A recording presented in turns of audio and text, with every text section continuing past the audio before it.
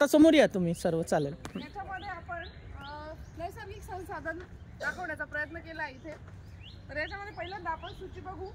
सूचीमध्ये आपण गावठाण घेतलंय, डोंगर, दगडी बांध, माती नाला बांध, सिमेंट नाला बांध, नदी, त्यानंतर कंपार्टमेंट बंडिंग, शेततळे, सीसीटी, त्यानंतर गाव तलाव, विहीर, शेडनेट आणि पॉली हाऊस।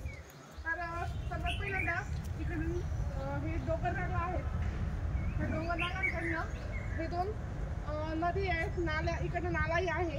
याच्यामध्ये आपण इथे कंपार्टमेंट बंडिंगचं सीसीटीचं काम केलेलं आहे। त्याच्यावरती तिथे प्लांटेशन पण आहे। त्यानंतर इकडे दगडी बांध पण आहेत। दगडी बांधानंतर इकडे माती नाला बांधही केलेले आहेत। त्यानंतर ह्या नाल्यावरतीही काही दगडी बांध केले आहेत, माती नाला बांध आहे। इकडे वरती ह्या डोंगराकडे सीसीटीचं काम केलं आहे, प्लांटेशन केलेलं आहे। यानंतर थोडं खाली आल्यानंतर इकडे आपण केळीची बाग दाखवली आहे। इकडे शेततळही आहे।